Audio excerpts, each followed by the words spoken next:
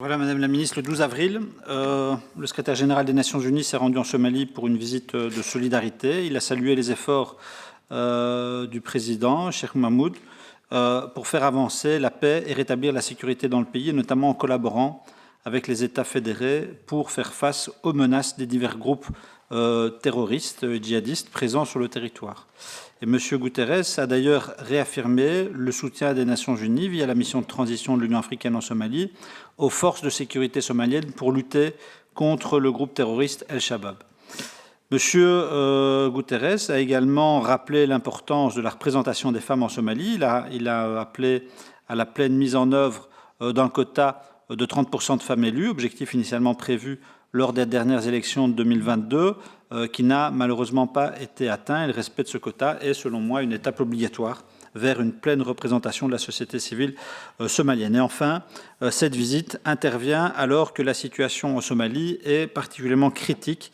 Le changement climatique conduit à de nombreuses sécheresses, provoquant des famines récurrentes. Et d'ici au mois de juin, ce ne seront pas moins de 6,5 millions de Somaliens, c'est-à-dire plus de la moitié de la population, qui seront confrontés à de graves problèmes d'accès à la nourriture, entraînant famine ou malnutrition. Et donc, je voudrais savoir comment vous positionnez par rapport aux déclarations de M. Guterres lors de la visite et dans le cadre, enfin lors de sa visite, pardon, et dans le cadre européen et onusien, de quelle manière la Belgique compte-t-elle apporter son soutien afin de venir en aide au peuple somalien menacé par la famine d'une part et par la menace terroriste et ou de guerre civile qui est toujours latent là-bas d'autre part. Je vous remercie. Mevrouw de ministre. Oui, merci Monsieur Benachour. Alors tout d'abord, notre pays appuie clairement les déclarations du secrétaire général des Nations Unies. La Belgique est d'ailleurs intervenue selon des lignes très similaires lors des débats au sein du Conseil de l'Union européenne. La Somalie connaît une tendance positive dans la lutte contre le terrorisme d'Al-Shabaab. La communauté internationale et l'Union européenne soutiennent ces efforts et c'est notamment le cas à travers le dialogue politique entre l'Union européenne et la Somalie, auquel la Belgique participe. La dernière session s'est déroulée récemment, début mars en fait. Le partenariat Union européenne-Somalie consiste à soutenir la démocratisation, la sécurité et la stabilisation, ainsi que le développement socio-économique. Et dans ce dernier pilier, une initiative Team Europe prévoit des projets pour améliorer la résilience et la sécurité alimentaire.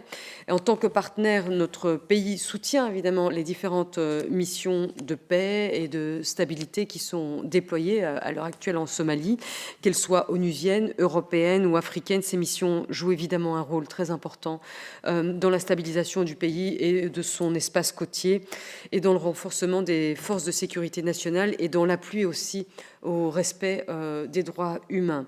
Et à ce sujet, les droits des femmes et leur représentation dans le processus de transition en Somalie sont en fait un point d'attention particulier pour notre diplomatie. Je citerai juste l'exemple de l'ONG somalienne Elman Peace, qui a été désignée lauréate du prix de la Fondation Roi Baudouin l'année dernière. Et les dirigeantes de cette ONG, c'est une mère somalienne et sa fille, qui ont bénéficié de l'appui de la Belgique dans leur démarche de plaidoyer effectué à New York. Et ainsi, en marge d'une session du Conseil de sécurité consacrée à la Somalie, ces femmes en fait, de la société civile ont pu partager toutes leurs recommandations, leur expertise, leur avis, leur opinion avec des acteurs de tout premier plan. En ce qui concerne l'aide humanitaire, la Belgique contribue à l'effort international en Somalie à travers notamment l'UNICEF. Nos financements visent aussi la prévention et l'adaptation face au changement climatique, et notamment en ce qui concerne aussi l'agriculture et l'élevage. Je vous remercie. Monsieur Benachour. Bien, merci pour cette réponse complète et circonstanciée. La situation sécuritaire est évidemment grave, mais le risque de famine est très grave. Et je voudrais juste, sans allonger trop notre réunion, mais lire un témoignage qui m'a marqué d'un réfugié somalien au Kenya. Vous savez qu'il y a plus de 100 000 réfugiés qui sont arrivés en quelques semaines dans les régions frontalières. qui sont touchés par une très très grave sécheresse. Et il dit ceci: lors des sécheresses précédentes, nous nous installions dans les villes voisines et nous revenions lorsque les pluies revenaient. Mais cette sécheresse est la pire que nous n'ayons jamais connue. Nous avons marché pendant 8 jours pour arriver ici.